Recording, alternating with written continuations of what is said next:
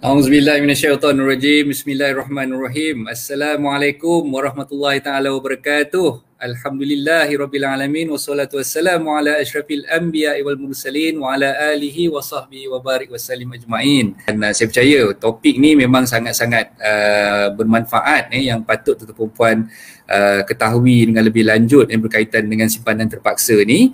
Jadi untuk tidak melengahkan masa, saya dah nampak dah sahabat saya tu dekat ujung talian. Saya cuma tak keluarkan je lagi. Kita jemputlah Cik Din kita, Cik Farudin kita bersama-sama dengan kita pada malam ni. Assalamualaikum Cik Din, apa khabar? Waalaikumsalam Coach, khabar baik Alhamdulillah. Sihat Coach? Alhamdulillah. Sihat. Okey, orang Johor mesti sentiasa sihat-sihat je. Terima kasihlah sebab menjemput saya Coach dalam ruangan FB Live ni Coach. Sama-sama. Kita yang patutnya berterima kasih kan Cik Din. Kita tahu branch manager Maybank ni selalunya sibuk. Malam-malam pun kadang-kadang tak balik lagi, ada kat branch lagi. Tapi malam ni Cik Din terpaksa balik awal sikit lah sebab nak live dengan saya kan. Ada masalah Coach. Aduh. Alright, topik yang kita pilih Cik Din malam ni banyak yang tertanya-tanya apa yang dimaksudkan dengan simpanan terpaksa ni. Okey, jadi kalau kita masih ingat lah, saya rasa Cik Din pun mungkin lebih kurang sezaman dengan saya jugalah. Kita bersekolah rendah dulu mungkin di hujung di awal tahun 80-an kita pergi sekolah dulu, mak ayah kita selalunya akan pesan kat kita, okey mak bagi kau duit 50 sen ni, kau belanjalah elok-elok, jangan habiskan semua, pastikan ada duit bawa balik simpan dalam tabung. Zaman saya dulu tabung cap ayam. Lepas tu tabung ngaji keluar tabung bangunan itu kan. Masa tu berebut pergi tabung ngaji, ambil tabung bangunan tabung ngaji tu kan. So zaman-zaman tu memang mak dah pesan, okey bawa 50 sen pergi sekolah, mesti pastikan ada baki bawa balik simpan dalam tabung. Okey, itu zaman-zaman dululah, zaman kita sekolah dulu. Tapi macam yang saya dah tulis awal pagi tadi dalam kita punya promosi untuk segmen malam ni, kebiasaan daripada kita bila dapat je duit, kita susah nak simpan. Hatta kita zaman kecil-kecil dulu mak dah pesan dah pun, duit ni kalau boleh jangan habiskan, simpan, baki yang ada tu simpan. Tapi kita tak dengar cakap mak ayah kita ni, selalunya kita habiskan. Kalau boleh 50 sen tu itulah duit yang kita beli nasi lemak, itulah duit yang kita beli air, itulah duit yang kita beli jajan dekat luar. Kadang-kadang beli aiskrim Malaysia lah, ada yang lebih dahsyat lagi main tikam-tikam. Jumpa apek tepi jalan naik basikal tu, ingat lagi zaman saya dulu apek tu memang saya rasa kaya dengan budak-budak sekolah aje. Beli tikam 1 10 sen kan. Kenanya tak pernah, banyak rugi macam tu je kan. So itulah mentaliti orang kita ni Cik Din. Saya percayalah sampai ke saat ini masih ramai lagi di kalangan kita yang mungkin agak sukar untuk membuat simpanan, agak sukar untuk menabung kan. Jadi itulah malam ni saya terpanggil nak panggil Cik Din sebab saya dengar Maybank ada menawarkan pembiayaan ataupun fasiliti yang memang sangat-sangat menarik yang dikenali sebagai ASB Financing. Sekarang dah terbuka dah rahsia ni, orang duk tanya-tanya apa benda lah aku nak cerita malam di simpanan terpaksa ni, rupanya cerita pasal ASB Financing. Oh ya ke? Okey, so malam ni saya nak jemputlah Cik Din untuk menerangkan dengan lebih lanjut. Tapi sebelum Cik Din cerita pasal ASB Financing, sebelum cerita tentang produk Maybank ni, saya nak bertaruh sikit lah dengan Cik Din. Kalau boleh Cik Din bagi sikit introduction berkenaan dengan diri Cik Din, asal daripada mana. Tadi dah tahu dah daripada Johor kan. So mungkin Cik Din boleh cerita latar belakang Cik Din dan sebagainya. Okey, silakan Cik Din. Alright, terima kasih Coach. Assalamualaikum, selamat malam semua. Harap-harap semuanya sihat belaka kat rumah tu ya. Okey, santai-santai saja. Nama saya Muhammad Farudin bin Samsuri. Asal betul apa yang Coach cakap tadi, daripada Batu Pahat, Johor. Telah bekerja di Maybank ni dah lebih daripada 20 tahun. To be exact dah 26 tahun di Maybank sebenarnya. Right. And saya memang daripada di Maybank saya buat berkenaan dengan financing. Berkenaan dengan financing sama ada financing ASB, financing mortgage, financing SME, semua berkenaan dengan financing lah. Right. So itu sedikit latar belakang saya Coach. Saya rasa tak ada apa pun yang nak dibanggakan sangat pun. Right Coach? Okay, dah lama kat Maybank. Sebelum join Maybank tu mungkin Cik Din ada apa ni kat bank lain ke sebelum tu? Ataupun memang daripada awal dengan Maybank? Tidak, selepas habis belajar memang di Maybank. Sampailah ni. Oh, Ini memang purely apa harimau ni, kepala rimau ni daripada awal lagi. Orang kata kalau tore badan ni keluar darah kuning ni coach. Dahsyat tu Okay, itulah apa latar belakang Cik Din sedikit lah So sebenarnya saya kenal Cik Din ni nak kata lama tak lama juga, baru kenal Cik Din lebih kurang dalam beberapa minggu yang lepas lah. Kami kebetulan bila saya bercerita tentang perkara yang saya nak sampaikan pada tuan-tuan perempuan ni, mungkin tuan-tuan perempuan akan rasa macam coach pun sebenarnya ambil juga ESB financing ni. Okay, so ni saya nak cerita tuan-tuan perempuan sebab saya ni jenis yang sukar untuk menyimpan. Terus terang saya cakap, ada duit katakan memang saya habiskan. Bila dah biasa pegang duit banyak biasa dapat income besar setiap bulan tak ada masalah, bila kena pandemik ni, bila kena je orang kata apa masalah, kita nak dapat file tak ada dan sebagainya, especially kita sebagai lawyer lah dan saya percaya tuan-tuan perempuan pun mengalami masalah yang sama, especially those yang menjadi perunding hartanah. So ketika fasa PKP tak boleh nak keluar, tak boleh nak dapatkan kata apa appointment, viewing dan sebagainya. Jadi tuan-tuan perempuan punya punca pendapatan tu dah stop dekat situ dah tak boleh nak kata apa nak close case dan sebagainya. Jadi kat situlah bila berlaku je macam tu, saya dah terfikir dah, bahaya ni kalau misalnya kata saya masih lagi meneruskan amalan kehidupan yang tak menjaga saya punya orang kata apa financial ni. Saya risau takut benda tu akan menjadi masalah lah di kemudian hari. Dan bila saya buat research, saya tengok balik, benda ni sebenarnya bukan baru tuan-tuan perempuan. ESB financing ni dah quite some time dah. Saya rasa dah berbelas-belas tahun kot So tapi saya tak tergerak lagi hati nak buat ESB financing ni. Baru-baru ni baru saya tergerak hati. Bila kena pandemik COVID-19 tu, saya rasa saya kena ada something saya kena ada buat kata apa sesuatu untuk ada orang kata apa income bila saya perlukan di masa-masa yang saya ditimpa masalah dan sebagainya lah. Dan kebetulan saya tanya dengan sahabat saya tu kerja di ASNB, nama dia Cik Zahid. Cik Zahid recommend Cik Fahrudin kita ni. Dia kata, abang call je Cik Din ni, dia ni okey. Dia boleh tolong proseskan loan dan sebagainya. So saya pun berhubung dengan Cik Din dan alhamdulillah baru minggu lepas Cik Din loan saya approve. Alhamdulillah. Baru minggu lepas loan approve. Tadi baru dapat SMS daripada Maybank kata loan dah disburse dan alhamdulillah saya tengok dalam akaun tadi pun loan dah disburse lah.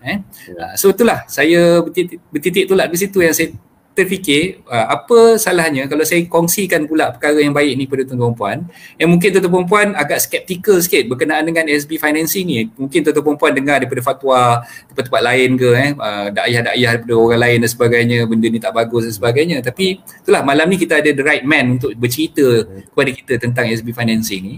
Jadi saya nak jemput Cik Din lah untuk kata apa kupas sedikit lah. Kenapa Cik Din rasakan SB financing ni adalah salah satu jenis pinjaman yang patut consider oleh kebanyakan daripada orang Melayu kita lah, especially Bumiputera ni. Silakan Cik Din. Alright. Sebelum saya bercerita lebih lanjut tentang SB ni, Coach, minta maaf lah kalau saya nak share kenapa kita perlu ada simpanan lah. Alright, ini daripada pengalaman saya sendiri. Sebab kalau kita dulu time-time kita kerja, gaji sebenarnya bila kita graduate zaman tahun 90-an, gaji start basic untuk graduate tak besar mana sebenarnya kalau compare dengan zaman sekarang ni, Coach. Zaman dulu kalau saya ingat saya bila kita grad gaji starting pun dalam 1,200, 1,300 macam tu lah. Itu grad tu, masa tu, time tu, right? Which is time tu pun kita mampu lagi untuk orang kata duduk rumah sewa lah, sebab dekat KL ni cost living dia sangat tinggi. Jadi kita duduk rumah sewa, naik bas. Masa tu merasa jugalah naik bas bini. Alright. Bila kita cakap pasal simpanan ni, Coach, apa yang saya nak boleh share sekarang, kadang-kadang kalau kita fikir kenapa perlu ada simpanan. Pertama, mungkin sebab kita fikirkan kita perlu ada simpanan untuk persaraan kita nanti bila kita dah besar. Nombor dua, bila kita ada anak, contohnya tiba-tiba anak dapat melanjutkan pelajaran ke universiti dan memerlukan kewangan. Dari situ kita memerlukan simpanan untuk mereka melanjutkan pelajaran ke universiti. Nombor tiga, mungkin bagi yang muda-muda ni, kenapa perlu ada simpanan? Sebab dia mungkin ada vision. Nanti dalam masa, saya bekerja hari ni, dalam masa 5 tahun akan datang, mungkin saya nak berkahwin. Jadi saya memerlukan duit untuk tujuan tersebut. Selain daripada itu ialah untuk lain. Contohnya nak beli kenderaan ataupun nak beli rumah. Sebab sekarang ni kalau cakap pasal kenderaan ataupun rumah, paling minimum pun kena ada deposit atau down payment. Contohnya, kalau nak beli kereta, nak beli rumah, kurang-kurang pun kena ada down payment dalam 10%. That is basically kenapa kita perlu ada simpanan. Right? Dan selain daripada itu, simpanan ni juga tak semestinya untuk yang tadi saya cakap. Mungkin ada benda-benda kecemasan yang kita perlukan. Dia tak boleh lah macam contohnya kita dapat gaji sekarang coach dapat gaji sekian amount, kita habiskan gaji. Lepas tu kita nak tunggu akhir bulan, nak tunggu gaji lagi akan datang. Apa akan terjadi sekiranya pertengahan bulan tu berlaku orang kata kecemasan. Contohnya kereta kita breakdown. Ataupun kita dimasukkan ke hospital ataupun ahli keluarga kita dimasukkan hospital dan kita memerlukan kewangan untuk perbelanjaan tersebut, untuk baiki kenderaan dan juga untuk pemasukan hospital. Itulah perlunya ada simpanan untuk tujuan-tujuan tersebut tu. Okey, berbalik pada ASB yang coach ajukan saya soalan tadi tu, kesedaran untuk Bumiputera, kenapa perlu ambil ASB? Okey, kita tahu ASB ni memang khusus untuk Bumiputera. Jadi dia ialah platform simpanan. Kalau kita compare dengan simpanan bank yang lain, contohnya macam normal saving account ataupun fixed deposit, dekat situ ada kadar interest ataupun faedah yang tak setinggi sebagaimana yang pihak PNB ataupun ASB bagi. Kita tahu dividen yang setiap tahun PNB akan bagi sekitar dalam kalau kita tengok dalam last year sekitar dalam 5% for example. Kalau kita tengok 5% dividen ASB yang diberi oleh ASMB ni adalah tinggi kalau kita compare dengan contohnya simpanan tetap. Simpanan tetap sekarang pun bank hanya boleh bagi sekitar 1.9 ataupun 2%. Kalau kita nak buat pembandingan antara simpanan tetap dengan ASB. Jadi dekat situ kita boleh tengok salah satu platform yang selamat, secure. Sebab apa ASB ni secure saya cakap? Sebab kita tahu bila kita beli ASB ialah RM1 dan kita jual balik pun RM1. Jadi dia tak ada orang kata fluctuation on price. Maknanya kalau maksudnya fluctuation tu kalau kita beli RM1, harga dia berubah-ubah naik dan turun. Tidak. ASB ni ialah kita beli RM1, bila kita nak jual balik pun RM1. Jadi dia tak ada risiko dekat situ. At the end of the day, akhir tahun bila kita ada simpanan ASB kat situ, kita akan dapat pulangan dividen berdasarkan berapa jumlah simpanan dalam ASB kita itu. Lagi satu, ia untuk Bumiputera. Sayang kalau kita sebagai Bumiputera tidak orang kata tidak ambil kesempatan untuk ambil simpanan ASB ni. Jadi saya selalu syorkan dalam setiap orang kata saya ada ceramah tentang ASB ni dengan customer saya ke apa, untuk setiap Bumiputera memang wajib bukalah akaun ASB ni. Sebab apa? Buka ASB ni hanyalah RM10 saja untuk buka ASB bagi yang tiada ASB. Jadi sayang kalau kita tak gunakan kuota kita sebagai Bumiputera untuk kita leveragekan lagi daripada ASB kita ni. Coach? Okey. Terima kasih kepada Cik Din atas mukadimah yang agak straight to the point tadi tu. Walaupun orang kata apa, orang cakap yalah daripada awal lagi kebanyakan daripada kita dah tahu dah sebenarnya ASB ni, tapi mungkin ada dah buka account daripada awal-awal buka buku ting tu. Kan macam ada di kalangan kita yang dah buka since awal remaja dulu kan, tapi setakat buka akaun je lah, lepas tu duitnya tak disimpan dalam tu kan.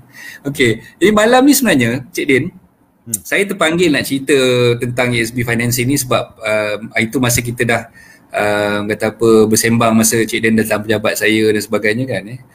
Saya tengok ASB financing ni sebenarnya dia ada mengenakan keuntungan. So bank bila buat pinjaman, bila kita mendapatkan pembiayaan untuk ASB financing ni memang akan dikenakan kadar keuntungan.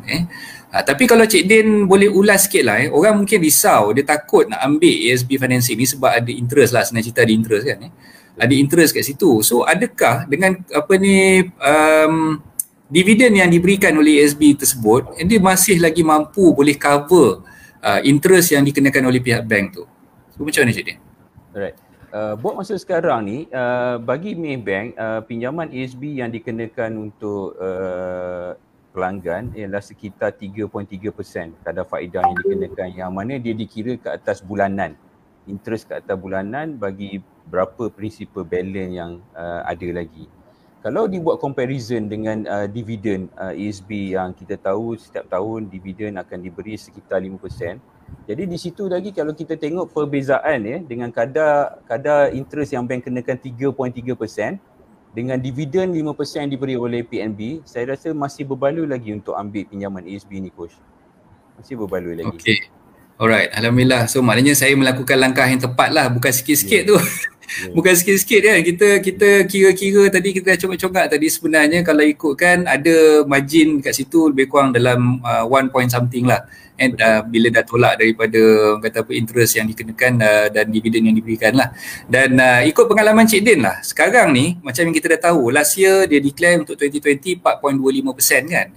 So berdasarkan pengalaman Cik Din dah lama buat financing untuk ESB dan sebagainya ni, adakah kita nampak untuk next year ataupun untuk 2021 ni dia akan declare dividen lebih tinggi ataupun mungkin lebih rendah daripada tahun lepas? Saya jangkakan sebab bila kita berborak dengan pegawai-pegawai di PNB, dia pun tahu banyak orang di luar sana yang setiap tahun akan bercakap, kenapa dividen ESB makin lama makin rendah. Kalau kita tengok sejarah PNB bagi dividen ni, paling tinggi ialah sekitar 13-14%. Yang paling rendah ialah last year dalam 4.25 lebih kurang 4%. Jadi kita tahu yang sebab COVID punya situation, ekonomi punya situation, sebab tu dia tak boleh nak bagi dividen yang tinggi. Jadi bila insya-Allah tahun ni mungkin dia pun tahu, dia pun nak jaga semua customer supaya dia orang tak nak biar customer withdraw from ESB pergi ke tempat lain kan sebagainya. Jadi saya jangkakan yang dividen ESB sama ada dia akan kekalkan atau naik daripada tahun ni coach. Tahun lepas lah. Alhamdulillah, insyaAllah. Harap-harapnya begitulah kan. Dan berdasarkan kepada pengalaman Cik Din juga, bila Cik Din tengok orang Melayu kita ni, especially yang baru-baru yang bekerja dan sebagainya, kebanyakan daripada kita bila kita nak buat pinjaman yang pertama yang selalunya orang Melayu kita ni buat adalah beli kereta. Betul tak Cik Din? Betul. Selalunya orang-orang muda selalunya coach, dia pinjaman selalunya buat beli kereta, personal loan, credit card. Ini tiga perkara yang diorang selalu buat bila diorang dah start mula kerja. Sebenarnya silap kat situ. Betul. So macam apa yang kita dah bincangkan, kita sekarang ni dalam page Syarikat Dana Anda ni, memang saya punya matlamat adalah untuk membantu seramai mana yang boleh masyarakat untuk memiliki hartanah, memiliki rumah sendirilah. Dan Cik Din nampak adakah keperluan untuk bakal pembeli rumah ni bila dia nak buat housing loan dan sebagainya, nak buat financing untuk mortgage dan sebagainya, sebagai banker, adakah banker akan tengok history pinjaman-pinjaman yang dah dibuat oleh bakal pembeli rumah tersebut, ataupun mungkin dia tak perlu nak tengok. Kalau misalnya kata dia fresh graduate, dia baru bekerja, dia tak ada lagi pinjaman, bank dah boleh approve dah pinjaman untuk rumah dia tu. So kenapa saya tanya soalan ni Cik Den? Sebab saya fikir rather than dia orang ambil pinjaman untuk beli kereta, saya rasalah pandangan saya, mungkin dia boleh start pembiayaan ESB ni untuk nampakkan rekod pinjaman dia di Sikris kan. So sekurang-kurangnya bila ada pinjaman ESB yang dia dah ada track record di situ, dia lagi mudah untuk buat pinjaman perumahan pula selepas tu. Komen Cik Din macam mana? Okey, dari pihak bank setiap ada orang berkata coach, kadang-kadang ada yang jumpa saya kata, saya tak ada Sikris record, tak ada borrowing langsung. Kenapa pinjaman saya tak diluluskan? Okey, di pihak bank, bila kita tengok di dalam Sikris record tak ada rekod langsung, kita tak tahu karakter orang tu macam mana tau coach. Kita tak tahu macam mana cara pembayaran dia untuk loan-loan sebelum ni. Jadi sebab tu kita selalu advise diorang ni ambil satu pinjaman yang for starting untuk kita tengok rekod dia. So that beberapa tahun ke depan akan datang, misal kata diorang nak beli rumah, kita akan tengok rekod yang sedia ada ni. Macam mana cara pembayaran diorang dan sebagainya. So berbalik-balik pada yang tadi cakap tak perlu, kena ada at least ada Sikris record, at least ada satu pinjaman untuk menunjukkan kita punya karakter sebagai pembayar yang bagus lah. Itu perlu sebenarnya coach untuk create a Sikris record. Okey, so maknanya dari segi kelayakan, eligibility untuk pinjaman ni, memang sebaik-baiknya dah ada secret record, itu yang memudahkan mereka untuk buat pinjaman perumahan dan sebagainya lah. Betul, betul. Jadi itulah macam yang saya dah beritahu tadi, kebanyakan anak-anak muda kita dia teruja bila keluar-keluar nak bergaya, nak beli kereta kan. So nak beli kereta pula tu bukan kereta yang Saga tak pandang, yang apa ni Honda. Viva tak pandang, dia nak yang santak habis punya, pinjaman tu kalau boleh santak 9 tahun, 9 tahun lah dia ambil, lepas tu dia ambil kereta yang rasa-rasanya paling berbaloi untuk dibeli lah. Pandangan dia mungkin itu boleh menunjukkan yang dia ni ada duit dan sebagainya lah. Tapi yelah, perception masyarakat tak boleh nak tukar memang daripada dulu. Saya pun dulu terjebak juga, awal-awal kerja dulu dah beli kereta dan sebagainya.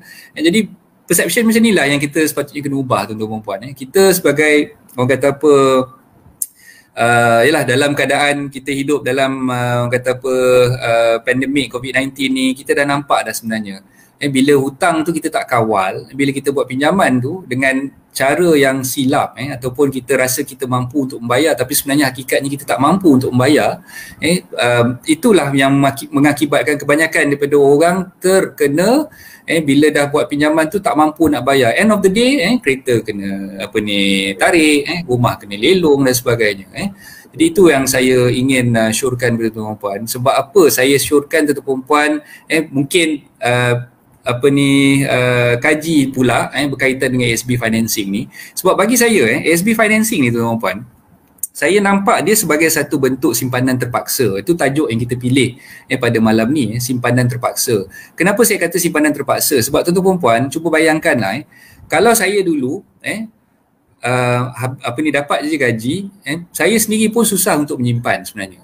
Saya anggap simpanan ni sepatutnya dah sampai orang kata apa, gaji tu dah dibelanjakan, hutang dah dibayar, ada duit lebih sikit baru kita masuk dalam tabung. Tapi hakikatnya simpanan ni, kalau ikut cikgu-cikgu, pakar-pakar finance yang bercerita tentang simpanan ni, sepatutnya gaji yang kita dapat awal-awal tu lagi kita dah ketepikan untuk simpan. Kan, gaji yang kita dapat tu awal lagi kita dah simpan dulu. Selebihnya tu bila dah simpan barulah selebihnya kita belanjakan. Kan? Tapi kita ni terbalik. Kita belanja, yang simpan tu kalau ada baru simpan. Kalau tak ada, lantak kau lah, tak simpan lah kita kan. Jadi bila adanya ASB financing ni, saya sebenarnya nak disiplinkan diri saya. Ini pemahaman saya dan pendapat saya sendirilah. Bila ada ASB financing ni, saya nak disiplinkan diri saya. Isaac, kau ni tak reti simpan duit. Awal-awal lagi kau kena ketepikan duit kau untuk disimpan. Jadi cara yang mudah untuk kau simpan duit adalah dengan cara kau ambil loan ASB financing ni, dan itu memang dah tentu orang kau kena disiplinkan diri kau. Kita kena simpan juga dalam ASB dalam monthly installment tu, dah ketepikan siap-siap.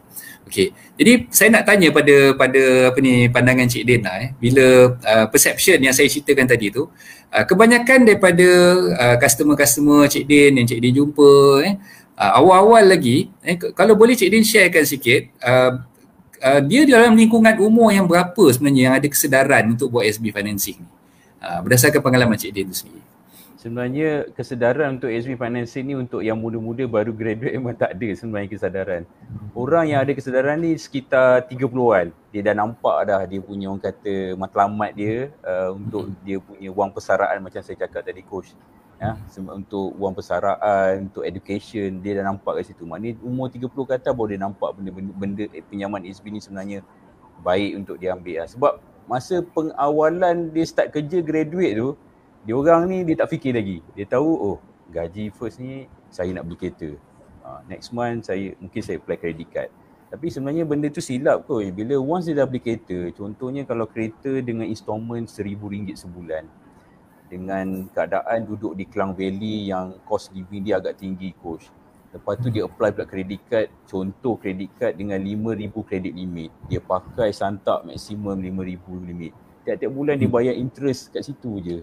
Dengan installment kereta RM1,000 dengan interest credit card, memang dia tak akan ambil ASB loan langsung. Memang dia takkan menyimpan langsung coach. Jadi kesedaran dia lebih kepada umur 30-an ke atas lah. Dia nampak kesedaran dia kat situ coach. Okay, so maknanya umur lingkungan 30 ke atas tu, itu yang majoriti yang ambil lah. Yes. Okay, dan saya dah sediakan slide ni Cik Din. Slide ni siang tadilah saya sambil-sambil kita nak sembang-sembang ni saya fikir okey senanglah kalau kita nak bercerita bila dah ada slide ni kan. So kalau tengok pada slide ni sebenarnya tuan-tuan dan puan, kejap ni saya adjust sikit dia punya okey. Boleh nampak ke yang slide nombor 2 saya ni? Okay, apakah yang dimaksudkan dengan SB Financing? So SB Financing ni basically adalah satu package pembiayaan yang diperkenalkan oleh bank komersial lah. Tak semestinya bank-bank je lah. So since hari ni kita cerita dengan Cik Din, memang Cik Din akan cerita produk Maybank lah. Tapi sebenarnya tuan-tuan perempuan ada option untuk ambil dengan bank-bank lain ni. Ada CIMB, ada RHB, ada M-Bank dan sebagainya lah. Dan ia hanya boleh simpan ataupun yang boleh dimiliki oleh golongan Bumiputera sahaja. So itulah antara kelebihan kita sebagai seorang Bumiputera yang kita boleh menyimpan dalam ASB. Okay, so minta maaf cakaplah bangsa selain daripada Melayu yang bukan Bumiputera ni tak boleh sebenarnya untuk ada akaun ASB dan tak boleh nak ambil ASB financing ni lah. Dan bila kita simpan dalam ASB, ada setengah orang menggunakan istilah melabur. Melabur di ASB, tapi bagi saya istilah melabur tu mungkin kurang tepat lah sebab bila kita cerita pasal pelaburan ni sebenarnya involve risiko. Dia ada risk dan dalam masa yang sama dia ada dia punya return lah. So orang kata the higher the risk is, the higher the return will be lah kan. Tapi kat sini sebenarnya bila kita cerita ASB, kalau orang cakap ASB tu satu pelaburan, bagi saya mungkin tak tepat. Sebab apa? Dia tak ada risk pun, sebenarnya tak ada risiko pun, boleh dikatakan zero risiko. Sebab apa? Kita beli dengan harga RM1, kita dapat balik pun, kita nak keluarkan pun harga dia RM1 juga. Dia tak ada kurang walaupun 10 sen kan. So itu yang saya definisikan sebenarnya ASB ni adalah satu simpanan. Satu simpanan yang memberikan dividen yang handsome lah. Orang kata boleh katakan cantik lah dividennya kan. Dan kemudahan yang ditawarkan ni membolehkan pinjaman dibuat oleh para pelabur ataupun yang nak menyimpan di akaun ASB ni tadi. Dan bila kita buat ASB financing, bank akan memberikan kita pembiayaan untuk jumlah-jumlah yang tertentu berdasarkan tenure ataupun tempoh yang tertentu lah. Dan sekarang ni lagi best sebab apa? ASB financing pun dah ada dia punya so-called dia punya insurans ataupun takaful. Jadi kita tak perlu nak risau lagi dah. Bila kita ambil ASB financing, kita dah boleh takafulkan financing kita tadi tu. Kalau katalah ditakdirkan auzubillah tak jauh, kita kena kelumpuhan kekal ataupun kita meninggal dunia, maka syarikat takaful akan melunaskan baki pinjaman yang ada dan duit simpanan yang ada dalam tu dia boleh diwariskan kepada kita punya isteri ataupun kita punya anak-anak lah yang waris yang kita tinggalkan lah. Dan dalam masa sama juga tuan-tuan dan puan, bila kita simpan dalam ASB ni juga dia ada dividen macam tadi kita dah tahu 4.25 untuk tahun 2020 dan dijangkakan akan datang ni bila ekonomi dah kembali pulih dividen tu akan jadi lebih cantik lah, lebih baik daripada yang sebelum-sebelumnya. Dan dalam masa yang sama kalau misal kata kita buat ASB financing, sebenarnya kalau kita nak bandingkan, kita simpan sikit-sikit, katalah kita simpan 1 bulan kita boleh disiplinkan diri kita boleh simpan 500 lah katakan. Berbanding dengan kalau katalah kita ambil ASB financing dengan 500 yang kita allocate untuk simpan tadi tu, kita buat pinjaman ataupun buat pembiayaan ASB, sebenarnya duit 500 tu boleh cover untuk pinjaman yang lebih tinggi ataupun jumlah yang lebih besar untuk kita laburkan ataupun kita simpankan di dalam ASB. Nanti kejap lagi saya akan tunjukkan table dia. Ada table yang dah dikongsikan oleh Cik Din sebelum ni dan insyaAllah saya akan tunjukkan table ni sebentar lagi. So tuan-tuan puan boleh bayangkan beginilah, rather than kita simpan sikit-sikit 500 bulan, kita nak tunggu duit 500 tu beranak jadi banyak, dapat dividen yang lebih besar, mungkin ambil masa yang panjang. Jadi instead of kita buat macam tu, kita buat ASB financing yang mana duit yang kita dapat, yang kita dah buat pinjaman tadi tu, dia akan masukkan terus dalam kita punya akaun ASB. Contohlah kita buat pinjaman RM50,000, maka dividen yang dikira adalah berdasarkan kepada RM50,000 yang kita dah buat pinjaman tadi. So itulah yang saya ceritakan tadi daripada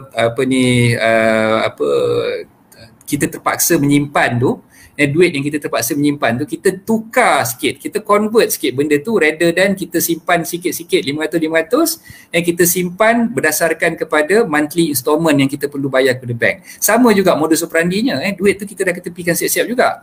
Cuma kali ni kita buat pinjaman. So itulah dia punya step yang kita nak buat lah. Okay, so Cik Din dah tunggu lama tu nak bercerita dengan kita juga kan. So Cik Din tengok daripada apa yang saya prepare slide ni, sebab tadi saya dah sharekan dengan Cik Din kan. Okay, daripada pengamatan Cik Din lah, untuk umur yang dia sebenarnya ada had umur minimum tak untuk buat pembiayaan ESB ni? 18 tahun, Coach. 18 tahun. So maknanya seawal kalau katalah budak tu kerja KFC ke kerja McDonald ke, umur 18 dah boleh buat pinjaman Boleh, Coach. Boleh. Tak ada masalah. Okey, jumlah pinjaman yang paling kecil berapa? 30,000, Coach. Oh, okey. So maknanya dari segi sekejap, table tu dah ada dah sebenarnya ni. Ni table yang saya dah kongsikan tadi. Tak nampak ni rasanya kalau tengok rasanya kecil sangat. So dia punya pembiayaan ni sebenarnya kalau ikutkan umur 18 dah boleh bermula, dan kita dah boleh orang kata apa buat simpanan tu seawal kita mula-mula bekerja tu lagi, dan tuan-tuan perempuan sebenarnya dah boleh orang kata apa disiplinkan diri untuk menyimpan lah kan seawal usia 18 tahun tadi itulah. Dan berbalik kepada apa yang kita dah bincangkan tadi, macam yang saya dah ceritakan dalam saya punya slide yang awal-awal tu, kalau tuan-tuan perempuan tengok, okay, slide saya yang kedua ni kejap saya tunjukkan slide yang kedua ni.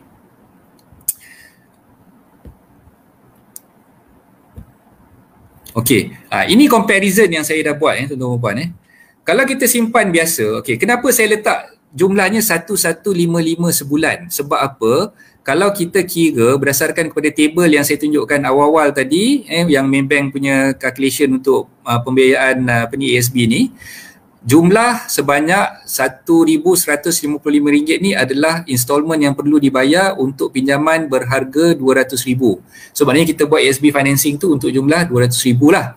Jadi bayaran bulanan yang kita kena bayar kepada ESB kepada Maybank adalah sebanyak RM1,155 sebulan. Jadi bila saya buat comparison macam ni, kalau tuan-tuan perempuan simpan RM1,155 sebulan kalikan dengan 12 bulan, maknanya dalam setahun tuan-tuan perempuan akan dapat simpan sebanyak RM13,860. So itulah jumlah yang tuan-tuan perempuan dapat simpan. Tapi kalau misalnya kata tuan-tuan perempuan buat ESB financing, sebenarnya tuan-tuan perempuan terpaksa allocatekan RM1,155 sebulan juga untuk bayar monthly installment kepada pihak Maybank. Tapi dalam masa yang sama, the beauty of it is tuan-tuan perempuan dah ada dalam akaun ESB tu sebanyak RM200,000. So RM200,000 tu dia akan membolehkan tuan-tuan perempuan enjoy dapat dividen di situ sebanyak RM8,500 setahun. Itu sekiranya kita kira tahun lepas punya dividen 4.25%. Yang macam yang saya dah tulis kat sini lah, 4.25% untuk tahun lepas punya dividen. Kalau ditakdirkan tahun depan, tahun 2021 ni dia declare dividen tu lebih tinggi, maka lebih tinggilah dia punya kadarnya lah. So pulangan tu lebih tinggi lah. Okay.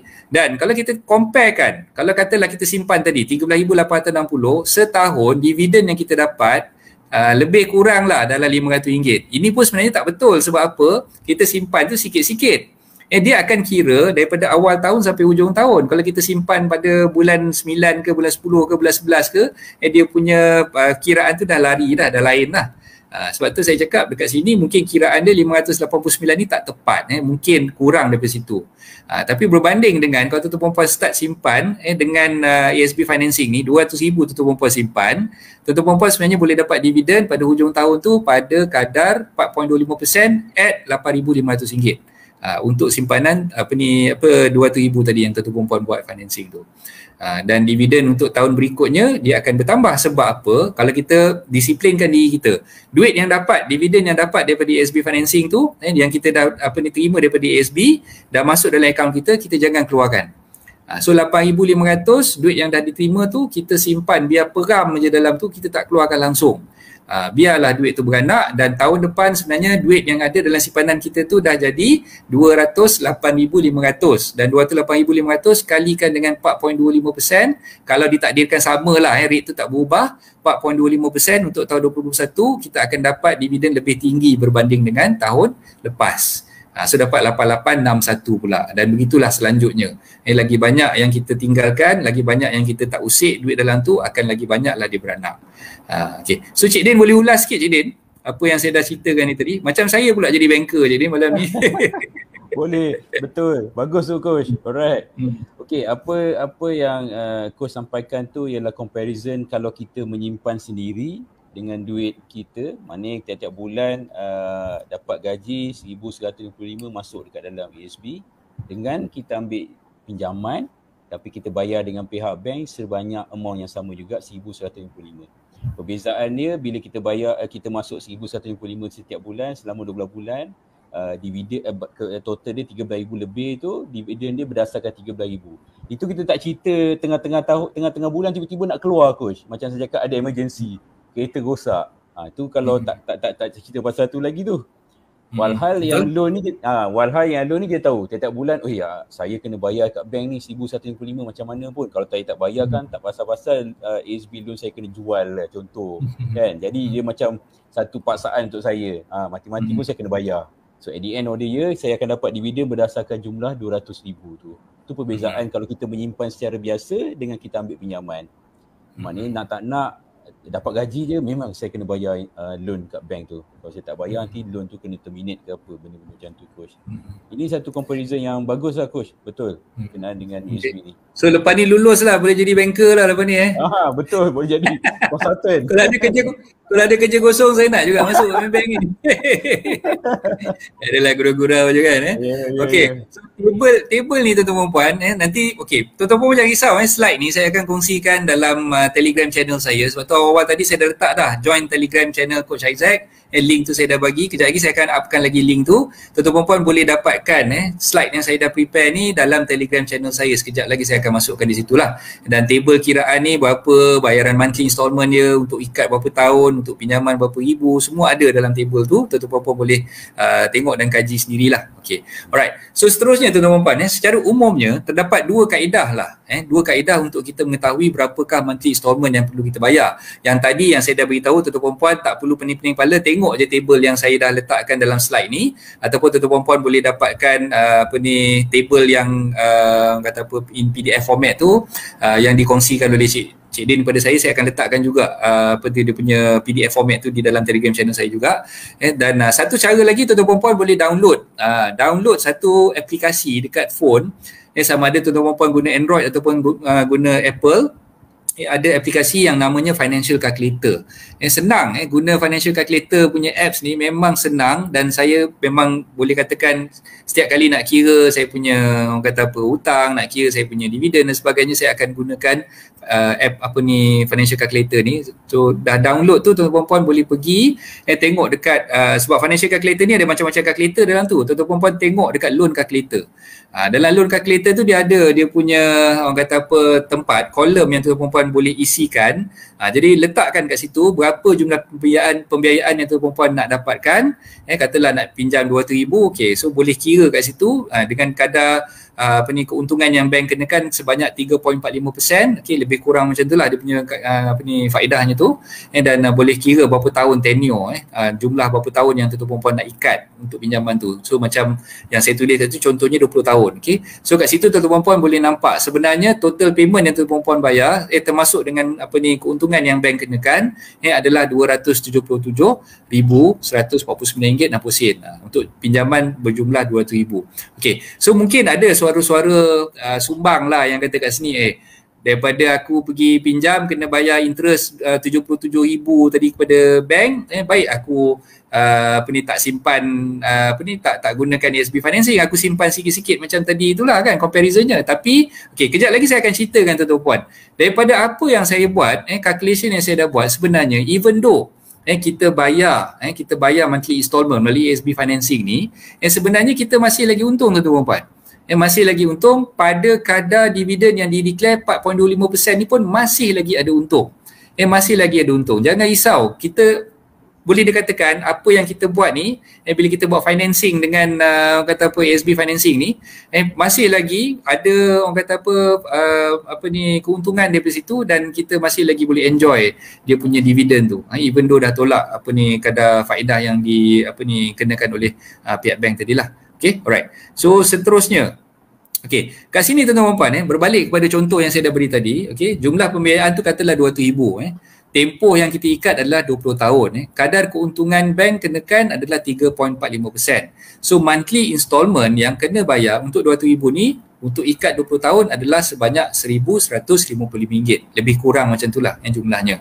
Jadi setahun tuan-tuan dan puan perlu bayar, kita kalikan dengan 12, 1,155 kali 12 dapatlah RM13,860. Okay, so kat sini sebenarnya tuan-tuan dan puan, kalau tuan-tuan dan puan tengok, dia sebenarnya RM1,155 yang kita bayar ni tadi, yang kita buat installment ni tadi, dia akan pecahkan kepada dua. Dia akan pecahkan kepada dua. Satu yang kita panggil pembayaran prinsipal ataupun wang pokok. Wang pokok. Satu lagi kita panggil dia pembayaran keuntungan bank. Ini yang kita panggil kita service interest bank tadi itulah. Jadi kita pecahkan kepada dua. So kalau tuan-tuan puan tengok amortization punya schedule ni, table yang ada dekat sini, tuan-tuan puan akan nampak ada dua tempat, ada dua kolom, interest dan juga principal. So yang tuan-tuan puan perlu fahamkan di sini, duit 1,155 yang kita bayarkan sebenarnya dipecahkan kepada dua pembayaran. Yang nak service interest adalah belah kiri, yang principal tu sebelah kanan. Okey, prinsipal ni lah bila kita bayar tiap-tiap bulan, dia akan mengurangkan baki pinjaman kita dengan Maybank. Sudah akan mengurangkan baki pinjaman kita dengan Maybank. So end of the day, sampai dah hujung tu kita akan nampak jumlah tu jadi kosong lah. Sebab kita dah bayar tiap-tiap bulan, sampai cukup 20 tahun dah habis bayar, maka balance dia dah tinggal kosong. So kat sini sebenarnya tuan-tuan dan puan, apa yang bestnya bila kita buat ASB financing ni, bila katalah tuan-tuan dan puan dah rasakan macam this is not the year for you to work hard, ataupun tuan-tuan dan puan tiba-tiba diberhentikan kerja, kena retrench, na'udzubillah minta jauh lah, kena retrench macam yang baru-baru ni COVID, banyak yang kena retrench, banyak yang kena VSS dan sebagainya, tak boleh bekerja. Bila tak boleh bekerja, macam mana nak bayar installment, macam mana nak bayar loan kita kan? Yang the beauty of ASB financing ni adalah tuan-tuan puan boleh terminate at any time. Cik Din, betulkan saya kalau saya silap, dia tak ada login period, Cik Din, betul? Betul coach. Tak ada login period, tak ada penalty. Dia tak ada penalty, tak ada login period. Yang ASBI ke ataupun yang konvensional pun sama? Islamic financing je coach. Di Maybank ASB dia ialah under Islamic. Memang tak ada penalty. So maknanya dia tak ada konvensional, dia ada Islamic punya financing saja. Jadi tuan-tuan puan jangan risau. Nak terminate bila-bila, tapi janganlah ambil hari ni esok dah terminate kan. Itu buang menyusahkan Cik Din je kan. Cik Din pun tak nak buat kek korang kalau macam tu. So pastikan korang faham lah, you all semua faham, bila buat SB financing, hari ni kita buat SB financing, tiba-tiba ditakdirkan katalah tahun depan kita kena retrench, kena BSS dan kita nak terminate, kita nak batalkan kita punya financing ni, kita boleh batalkan tanpa dikenakan apa-apa penalty oleh pihak bank. Itu yang cantiknya tuan-tuan dan puan. So kat sini tuan-tuan dan puan, saya boleh buat analogi beginilah. Katalah tuan-tuan dan puan ikat loan selama 20 tahun. Ikat loan selama 20 tahun, katalah tahun yang ke-10, tahun yang ke-10 tuan-tuan puan ni mungkin masa tu mungkin macam saya tahun yang saya umur 44 tahun ni, tahun depan 45, cukup 10 tahun umur saya katalah 55 lah nanti kan. Umur 55 saya nak bencin. Saya dah cakap kat Cik Din itu, Cik Din umur 55 saya nak bencin, saya nak stop buat ASB ni. Okey, Cik Din kata no problem, boleh, tak ada masalah. So ketika tu kalau misal kata saya nak hidup debt free, saya tak nak ada apa-apa hutang, saya boleh je cancel benda ni tanpa perlu nak membayar whatever baki yang tinggal kepada Maybank. Macam nak buat redemption tu tak perlu dah. Sebab apa? Apa yang Maybank akan buat, dia akan jual aja sijil.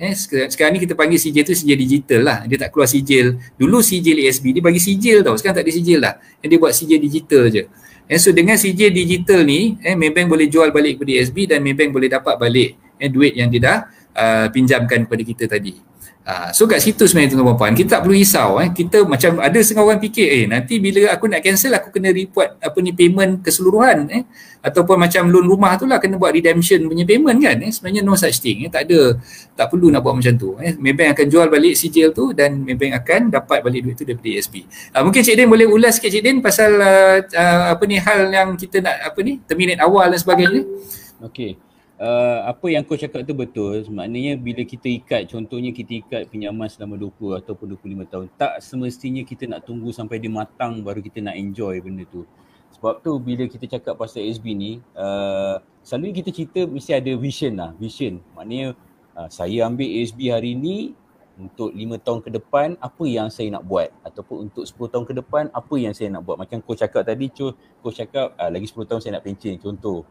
Mungkin kita ambil sekarang, kita ambil untuk satu tempoh pinjaman selama 20 tahun, tapi kita ada vision. Maknanya dalam 10 tahun akan datang saya nak cancel the ASB. So whatever amount yang saya dah bayar pada pihak bank, baki dah kurang, sertifikat kita redeem, tolak baki tu, lebihan tu akan dapat balik pada kita. Duit tu yang kita akan gunakan untuk tujuan kita pada tahun tersebut lah, tahun 5 tahun ke depan ataupun 10 tahun ke depan tu, coach. Betul, coach? Okay. So ini kiraan yang saya dah buat dalam slide yang saya tunjukkan pada tuan-tuan puan ni. Contoh kiraan keuntungan yang diperolehi jika kita tamatkan pembiayaan pada tahun yang ke-10 lah. Okay, jumlah pembiayaan saya buat pinjaman katalah contohnya RM200,000. Monthly installment macam yang tadi kita dah kira RM1,155 sebulan. Katalah saya tamatkan pembiayaan saya tu pada tahun yang ke-10, maknanya end of the 10th year, tahun yang ke-10 hujung tu saya tamatkan pembiayaan saya. Saya dah buat installment sebanyak 120 bulan kat situ, sebab 12 kali 10 jadi 120 bulan kan. Jadi keseluruhan jumlah monthly installment yang dah dibayar adalah 1155 kali 120 bulan berjumlah RM138,600. Okey, berdasarkan kiraan loan calculator, jumlah baki pinjaman setelah ditolak keseluruhan prinsipal yang telah dibayar pada penghujung tahun ke-10 adalah 117,056. Ini yang saya tunjuk dalam gambar rajah amortization schedule ni. Tuan-tuan boleh tengok kolom yang saya merahkan kat sini. Jumlahnya selepas dah tolak pinjaman yang saya bayar monthly installment tu, baki pinjaman saya sebenarnya adalah RM117,056. Lebih kurang banyak tu lah. Sebab kenapa? Even though saya bayar tadi 138,600, tapi tuan-tuan puan ingat yang saya ceritakan tadi, pembayaran tu ada dua. Satu dia bayar interest, satu lagi dia bayar pokok. So kita akan kira yang kita bayar pokok sahaja. Yang interest tu kita tak kira. So berdasarkan kepada bayaran yang kita dah bayar untuk pokok ni tadi, baki yang tinggal untuk pinjaman saya tu ada RM117,056.52. So apa yang Maybank akan buat, dia akan kira prinsipal yang dah dibayar ni, dia tolak dengan 200,000 yang dia dapat balik duit dia daripada ASB tadi. So ASB, bila kita pulangkan sijil pada ASB akan pulangkan duit tu kembali pada bank lah, sebab bank yang own the sijil sebenarnya kan. Kita cuma buat pembiayaan untuk dapatkan dia punya ni kan. So bila bank dah pulangkan balik sijil tu, ASB akan pulangkan balik 200,000 tu kepada Maybank. Okay. So bila dah dapat 200,000 tu, Maybank akan tolak RM117,056 ni tadi, sebab inilah jumlah yang sepatutnya dia kena ambil kira, sebab itulah baki yang tinggal untuk loan kita tadi tu. So bila dah tolak benda tu, dia akan dapat baki sebanyak RM82,944. So inilah sebenarnya jumlah prinsipal yang kita dah bayar kepada Maybank, dan RM82,000 inilah yang Maybank akan pulangkan balik kepada kita. Okay, cerita ni macam berbelit-belit, macam pening-pening kepala sikit kan, tapi bila tuan-tuan puan nanti tuan-tuan puan tengok gambar rajah yang saya dah letakkan dalam slide ni, tuan-tuan puan boleh dapatkan slide ni dalam Telegram channel saya, boleh baca dan mungkin boleh fahamkan tentang perkara tersebut melalui apa yang saya terangkan ni tadilah. Dan bila kita cerita tentang duit yang ada ni, RM82,944 ni, duit ni sebenarnya bukannya duit final, dia ada lagi duit yang kita tak kira, yang kita belum lagi kira, iaitu dividen yang kita dapat setiap tahun. Dividen tadi kan berdasarkan jumlah 200,000 yang kita simpan. Kalau 4.25% kita dapat RM8,500. RM8,500 tu untuk setahun, kalikan dengan 10 tahun. Sebab 10 tahun kan kita buat pinjaman ni kan, so sekalikan dengan 10 tahun, maknanya dividen aja kita dah boleh enjoy. Sebenarnya saya kira kat situ busuk-busuk, sebenarnya saya kira RM85,000. Tapi ingat tak tadi, kan saya dah cakap kalau kita tak ambil duit tu, kita tak bawa keluar duit tu, kita peram duit tu, duit yang accumulate tu dia akan jadi lebih tinggi, lebih banyak. So kalau kita kira busuk-busuk kat sini pun dah RM85,000, sebenarnya jumlah tu lebih lah daripada situ kan, sebab dia accumulate daripada dividen yang dapat tahun sebelumnya kan. Jadi yang ni kita kira dapat aja jumlah yang 82,944 daripada Maybank pulangkan balik, yang kita panggil reimbursement tadi, campur dividen RM85,000, sebenarnya jumlah dapatan kita adalah RM167,944. Okay. So untung ke tak untung sebenarnya? Nak tahu untung tak untung, kita kena tengok kita tolaklah jumlah dapatan kita ni dengan monthly installment yang kita dah bayar. Monthly installment yang kita dah bayar selama 10 tahun tadi adalah RM138,600 RM600 jumlah loannya. Jadi baki yang ada adalah RM29,344. Inilah jumlah bersih yang kita dah boleh dapat bila kita cancel kita punya loan tu. Okay. So Cik Din, mungkin Cik Din boleh ulas sikit pengiraan saya ni, betul ke apa yang saya kira ni, ke saya syok sendiri je saya kira ni? Pengiraan ni kalau saya tengok kat sini coach, memang pengiraan ni betul, terbaik, betul. Sebab ulasan coach tepat sekali, memang padat kat situ, betul. Okey, berdasarkan kepada pengiraan ni tadi, okey, macam yang orang buat analogi tadilah kan, berdasarkan kepada pinjaman 200,000, okey, banyaknya pinjaman tu punya installment banyak ni kan. Okey, ada juga yang tertanya-tanya, okey, mungkin ada yang tak berapa faham tentang konsep PRTT tu macam MRTT, macam MRTA tu kan. So mungkin Cik Din boleh ulas sikit, boleh kupas sikit tentang insurans takaful tu untuk siapa-siapa yang buat pembiayaan ni.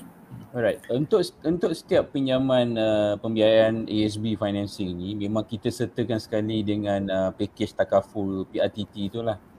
Ataupun kalau kita selalu dengar tentang terminologi MRTA kan, MRTA ni PRTT ni sama macam MRTA juga. Okey, apa sebenarnya yang ada, apa yang di cover sebenarnya untuk PRTT ni? Alright. First kali kita tahu pinjaman ASB yang pihak Maybank bagi ialah 100%. Maknanya kalau katakan nak pinjam 100,000, kita bagi 100,000. Alright. So on top of 100,000 tu kita tambah lagi 5% iaitu ialah amount PRTT tu. Jadi jumlah keseluruhan pinjaman kita ialah 105%. 105%. Okey, PRTT kat sini adalah insurans di mana sekiranya dalam tempoh pinjaman yang kita mohon dengan kita ambil dengan Maybank tu, apa-apa terjadi pada kita, contohnya saya ambil pinjaman ni selama 25 tahun. Pada tahun ke-10 saya meninggal dunia contoh. Jadi insurans ni akan tolong untuk langsaikan pinjaman saya yang tertunggak lagi, yang masih ada lagi dengan Maybank tu, untuk jelaskan keseluruhannya. Dan CJ tu nanti, yang e-certificate tu nanti akan pergi pada waris. Kat sini dia akan pergi pada isteri saya. Maknanya isteri saya akan enjoy 200,000. Kalau katakan saya ambil pinjaman 200,000, 10 tahun, saya ambil pinjaman 200,000 untuk tempoh 25 tahun. Pada tahun ke-10 saya meninggal dunia, insurans ni akan cover outstanding loan dengan Maybank. Jumlah sertifikat 200,000 tu akan diberi pada isteri saya. Jadi untuk kegunaan beliau lah nanti sekiranya saya tak ada lagi. Itu sebenarnya tujuan sebenarnya kenapa perlu kita ambil PRTT ni coach. Right? Okay. So berbalik kepada PRTT ni, so tuan-tuan perempuan, sahabat-sahabat REN yang biasa buat mortgage financing dan sebagainya ni dah tahu dah, kita buat mortgage kita ada MRTT. Senang cerita PRTT ni untuk ASB punya financing lah kan. So insurans untuk ASB punya financing dia ada PRTT tu tadi. So kita dah cerita dah tadi tentang pengiraan macam mana kita nak kira pulangan dividen, macam mana kita nak kira kita punya installment dan sebagainya. Okay, dan tuan-tuan puan boleh dapatkan gambaran macam mana tu berdasarkan pada apps loan calculator yang saya dah sharekan tadi. Dan dalam masa yang sama tuan-tuan puan, sebenarnya saya bila saya cerita tentang ASB financing ni tak lengkap sekiranya kalau saya nak saya tak kupas sekali berkaitan dengan comparison. Ni kadang-kadang topik ni mungkin ada di kalangan kawan-kawan yang buat takaful ni, dia akan rasa macam saya nak memerangi takaful. Sebenarnya tidak. Saya cerita benda ni sebab saya nak tuan-tuan perempuan buka minda, buka pandangan tuan-tuan perempuan semua, dan mungkin boleh jadikan apa yang saya cerita ni sebagai satu pilihan lah, satu option. Sebab hari tu, ni bertitik tolak daripada perkenalan saya dengan Cik Din ni juga awal-awal dulu. Masa awal-awal sebelum saya nak ambil ASB financing ni, sebenarnya sejarahnya begini. Selain daripada nak mendisiplinkan diri saya untuk menyimpan tu, saya sebenarnya ada masalah disebabkan saya punya housing loan yang saya dah ambil juga dengan Maybank. Dia punya MRTT tu tak cukup. MRTT untuk housing loan saya tak cukup. Ketika tu ditakdirkan masa saya nak buat pinjaman untuk rumah saya ni yang saya duduk sekarang di Kajang ni, saya hanya entitled untuk ambil MRTT sebanyak 500,000 sahaja, separuh daripada situ. Dan harga rumah saya ketika saya beli tu lebih kurang dalam 1 million lah. Okay. Dan ketika tu bila saya nak buat MRTT punya financing memang tak lepas dah sebab kita dah santak habis lah masa tu kan, gaji masa tu tak berapa banyak kan. So itu pun ihsan daripada kawan sahabat saya senior kepada Cik Din ni lah, Cik Suhaimi nama dia yang bantu saya untuk dapatkan pembiayaan perumahan tu lah. Dan alhamdulillah diluluskan, cuma untuk MRTT tu saya tak boleh nak ambil full, saya terpaksa ambil separuh je. Okay. So kat situ saya dah ada satu kerisauan. Saya dah ada satu kerisauan. Kalau misalnya kata jadi apa-apa pada saya tak cukup duit takaful yang ada untuk rumah tu tak cukup untuk cover the balance loan yang saya buat. Lepas tu saya pun ambil lah package MLTT. MLTT saya dah ada dan ketika tu ambil MLTT, jumlah yang ada tu saya terpaksa pula nak dapatkan figure yang besar, saya terpaksa mencarum dengan jumlah yang banyak. Tahu je lah umur mungkin masa saya ambil tu umur saya dah tak sampai 40 lagi, 38 macam tu lebih kurang. 38. Jadi bila ambil MLTT ketika tu, saya rasa dengan umur 38 nak bayar bukannya sikit-sikit lah, sampai 300 premium yang saya kena bayar sebulan. Okay, lepas tu saya fikir juga dalam masa yang sama, kalau semua duit tu dihabiskan untuk bayar langsaikan hutang rumah saya, waris-waris yang saya tinggalkan ni diorang nak hidup macam mana kan. So saya perlu ada fund juga kat situ. Maknanya fund yang saya ada ni tak cukup nak settlekan hutang dan juga dalam masa yang sama nak bagi waris-waris saya ni bernafas lah kalau saya dah ditakdirkan meninggal kan. Lepas tu saya terfikir option yang ada adalah untuk ambil pinjaman, ambil financing yang mana financing tu couple together dengan insurans di situ. Dan kebetulan saya tengok ASB financing dia ada, benda yang saya nak tu dia ada. Maknanya saya buat pinjaman ASB, dalam masa yang sama ASB financing tu dia ada takaful di situ. Okay, so saya cakap dengan Cik Din, benda ni workable tak? So Cik Din pun komen, dia kata okay, kalau tuan punya niat macam ni, insyaAllah benda tu workable lah kan. So itu antara sebab kenapa saya ambil ASB financing. Sebab bila dah ada takaful di situ, saya boleh gunakan, kalau katalah bukan saya lah, maknanya waris saya boleh gunakan duit yang dah diperolehi daripada ASB sekiranya ditakdirkan saya meninggal dunia, duit tu boleh digunakan untuk mereka enjoy kehidupan mereka selepas saya dah tak ada lah. Dan dalam masa yang sama hutang-hutang yang saya tinggalkan pun mereka boleh gunakan duit ASB tu untuk selesaikan hutang-hutang yang ada. Okey, jangan salah faham tuan-tuan dan puan, tuan sahabat-sahabat saya ramai yang buat takaful yang malam ni tengok kan. Saya saya bukan nak niat nak hijack you all punya business, tidak tapi dalam masa yang sama saya nak bagi option. Kenapa saya fikir macam tu? Okey, ini satu benda yang mungkin tuan-tuan puan yang ambil takaful ada yang tahu, ada yang tak tahulah. Okey, takaful ni tuan-tuan puan dia ada dia punya tabarruk fund. Tabarruk fund ataupun kita panggil benda tu sebagai duit yang kita allocate untuk membantu orang yang lain yang mencarum takaful tu juga. Okay, so bila kita masuk duit, kita bayar kita punya premium ataupun kita punya contribution untuk takaful tu, dia akan allocatekan duit tu ke tabarruk fund juga. So tabarruk fund ni dia ada insurance charges yang dikenakan. Maknanya kalau kita simpan 200, bukan 200 tu yang akan disimpan dalam akaun kita, dia akan pecahkan juga. Ada bayaran untuk takaful charges dan sebagainya lah. Sebab tu kalau kita tengok tuan-tuan puan, kalau katalah kita target untuk ambil takaful dalam tempoh yang singkat dan dalam masa yang sama kita plan bila kita nak tamatkan takaful tu, kita dapatkan balik duit kita yang kita simpan tadi tu, kita tak akan dapat 100% duit yang kita simpan tadi. Yang katalah kita simpan 200, maknanya dalam tempoh setahun, dalam tempoh setahun sepatutnya duit kita dah simpan 2,400. Kalau tempoh 10 tahun sepatutnya kita dah simpan 24,000. Tapi the moment kita nak keluarkan duit tahun yang ke-10 tu, kalau katalah kita tak nak teruskan dengan takaful kita tu, kita nak surrender polisi tu, kita nak keluarkan duit tu, surrender value tu tak sampai pun sebenarnya 24,000 tadi. Dia ada takaful charges yang dikenakan. So maknanya mungkin masa kita nak keluarkan duit tu, surrender value ni mungkin tinggal 10,000, mungkin kurang daripada tu. Okay. Sebab tu tuan-tuan puan, saya fikir salah satu option yang bagus adalah dengan ambil ASB financing. Ambil ASB financing. Kalau tuan-tuan punya niat sama macam saya nak settlekan baki hutang rumah saya, kalau misalnya kata saya meninggal, dan dalam masa yang sama saya nak ada fund untuk anak-anak saya dapat meneruskan kehidupan dan sebagainya. Jadi saya fikir kenapa saya pilih ASB financing, sebab ASB financing pun ada takaful di situ, dan dalam masa yang sama bila saya cancel pada tahun yang ke-10 tu nanti, bila saya nak pencen tu saya cancel, kat situ saya dapat dia punya pulangan. Dia tak akan koyak macam mana kita simpan surrender value dalam takaful tu tadi. So minta maaf kalau misalnya kata ada kawan-kawan sahabat-sahabat takaful yang mungkin terasa apa yang saya ceritakan ni mungkin ada menyinggung perasaan, saya minta maaf banyak-banyak, tapi itulah sebenarnya yang saya fikirkan dan saya tanya dengan Cik Din adakah benda tu workable, dan Cik Din pun boleh komen sikit tak Cik Din apa yang saya ceritakan ni so mungkin Cik Din ada pendapat Cik Din sendiri, silakan. Okey, sebenarnya perjumpaan dengan saya dengan Coach Aizat ni memang betul apa yang Coach cakap tadi 2 minggu sudah melalui sahabat saya Zahid di PNB. It was memang baik sebenarnya berbual dengan Coach Aizat ni. Kita saling bagi pendapat. Mana bila Coach utarakan pasal isu mortgage dia, MRTT tak cukup coverage, full coverage tu. Jadi saya pun ada showkan plan A dan B untuk Coach pertimbangkan. Jadi at the end of the conversation, Coach telah decide untuk ambil ASB Financing ni sebagai satu platform di mana sekiranya apa terjadi pada beliau, waris nanti akan orang kata yalah gunakan duit ASB tu untuk tujuan dia, untuk meneruskan kehidupan dia orang pada masa tersebut.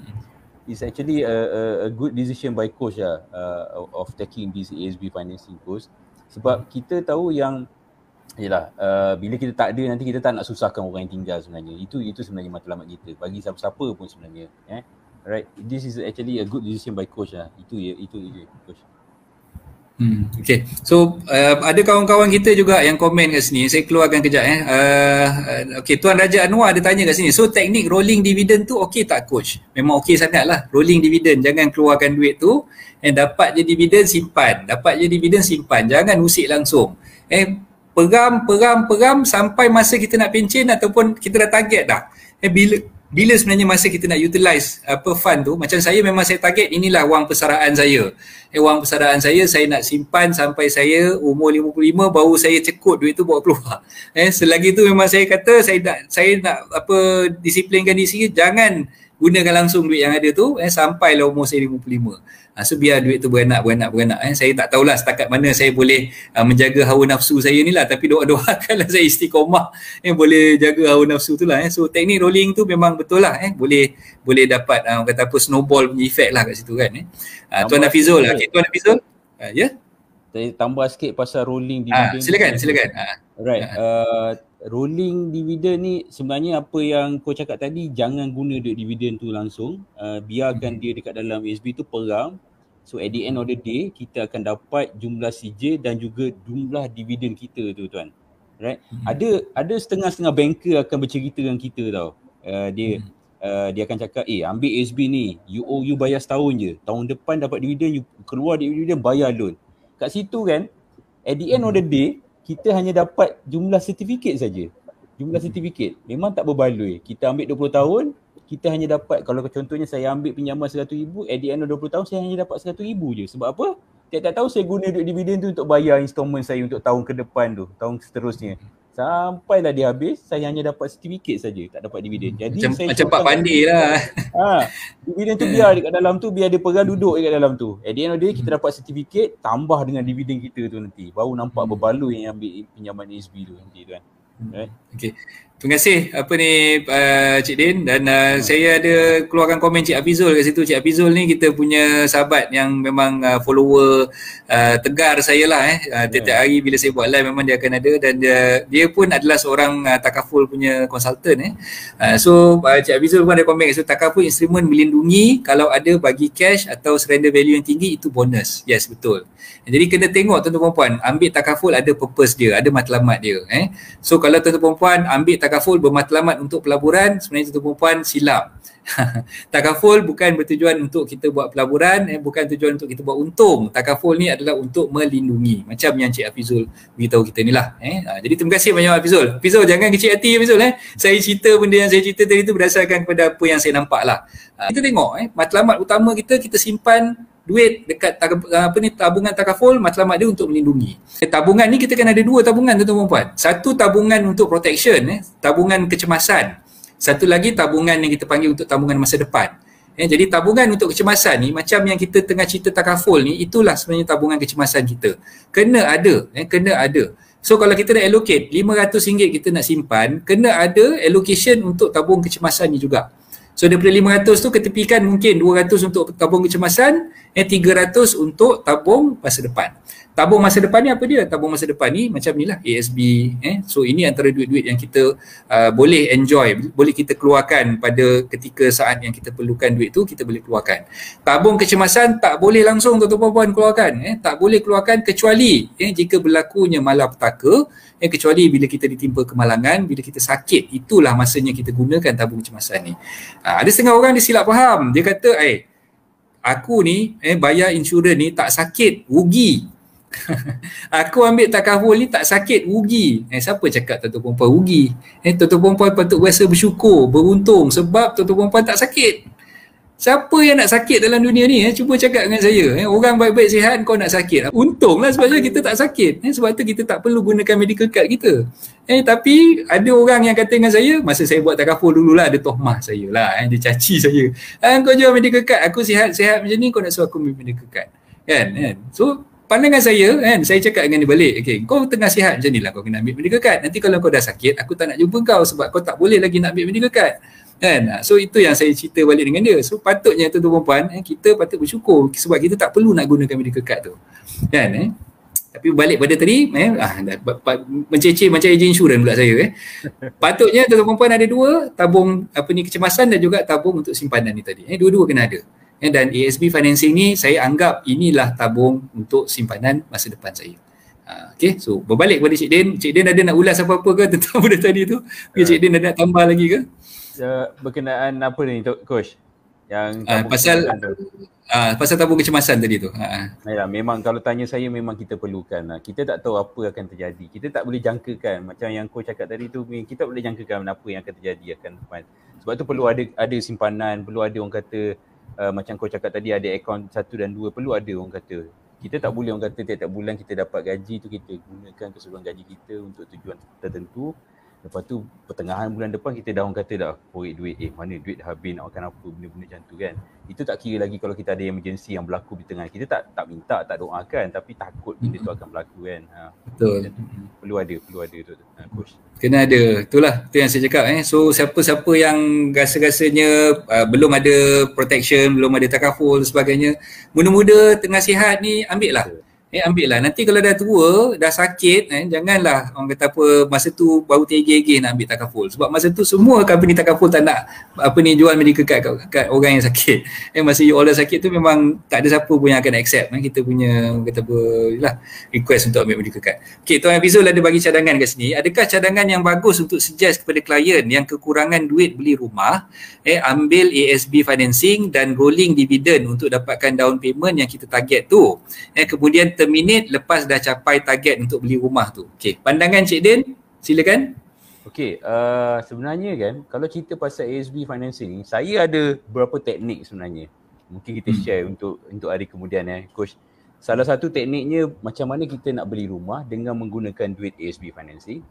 Macam mana kita nak beli kereta dengan menggunakan duit ASB financing. Alright. Jadi berbalik pada soalan Tuan Hafizul ni, sebenarnya macam saya cakap tadi, kita ambil ASB financing hari ni, kita letak target 5 tahun ke depan. Contohnya kita dah ada matlamat, saya nak beli rumah sekitar harga 400,000 atau 500,000 contoh. Jadi bila kita cakap rumah 400,000-500,000 ni, kita perlukan down payment at least 10%. So maknanya kat situ kita kena ada 50,000 sebagai down payment. Jadi kita kena buat pengiraan, buat calculation yang macam Coach share pasal amortization tu. Kita ambil satu package ASB financing dengan amount 5 tahun ke depan tu, kalau kita terminate, cukup dengan hasil duit terminate tu untuk kita bayar duit down payment rumah dengan legal cost dan sebagainya. Benda-benda macam tu sebenarnya Coach. Right? So matlamat tu 5 tahun ke depan. Kita cerita 5 tahun ke depan ataupun beberapa tahun ke depan. Letak matlamat. Kita ambil ASB hari ni untuk tujuan beli rumah. Kawan-kawan Ren, Cik Hafizul, siapa-siapa lah kawan-kawan perunding-perunding hartanah, pejuang-pejuang hartanah yang mengikuti rancangan live ni, sebenarnya the reason why saya panggil Cik Din, the reason why saya nak kongsikan kepada you all topik ASB financing ni sebab saya nak you all nampakkan gambaran tu.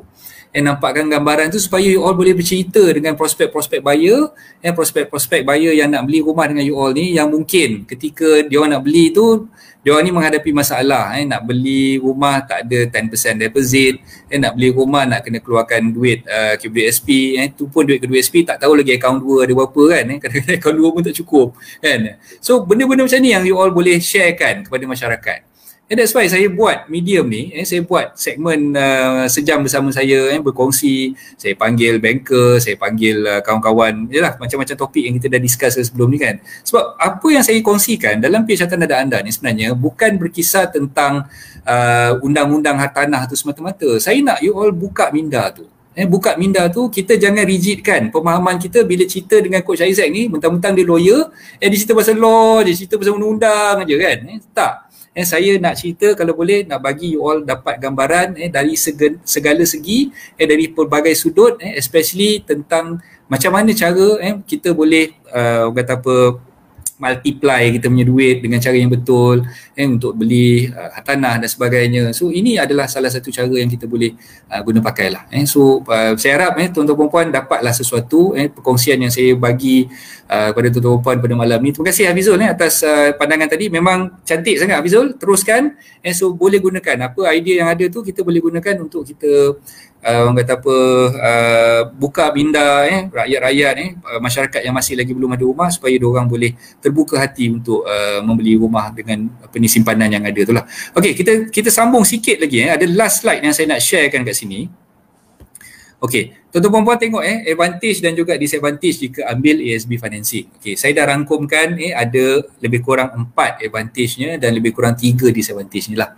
Okey, yang pertama, advantage jika ambil ASB financing ni, satu, ASB financing ni dah siap-siap ada takaful. Dah ada takaful kat situ. Jika kita ditakdirkan meninggal atau kita lumpuh, baki pinjaman akan dilangsaikan sepenuhnya. Takaful tadi akan bantu kita untuk settlekan semua baki yang tinggal. So next of kin kita, waris kita boleh enjoy dapat duit yang kita dah simpan tadi. Maknanya sertifikat tu akan diberikan kepada mereka lah. Okay, yang kedua, boleh perolehi dividen tinggi setiap tahun. Bila kita buat ASB financing, kita dah ada satu fund yang besar dah disimpan dalam ASB tu, jadi dividen tu akan dikira berdasarkan kepada fund yang besar tadi. Rather than kita simpan sikit-sikit, kita dapat dividen pun tak banyak. Okey, yang ketiga, boleh mendisiplinkan diri untuk menyimpan, especially mereka-mereka yang macam saya, golongan-golongan yang tak boleh pegang duit kat tangan ni, dapat duit je habis, beli tu beli ni apa semua kan. So disiplinkan diri dengan cara kita force saving macam ni. Kita force saving, kita paksa diri kita untuk menyimpan.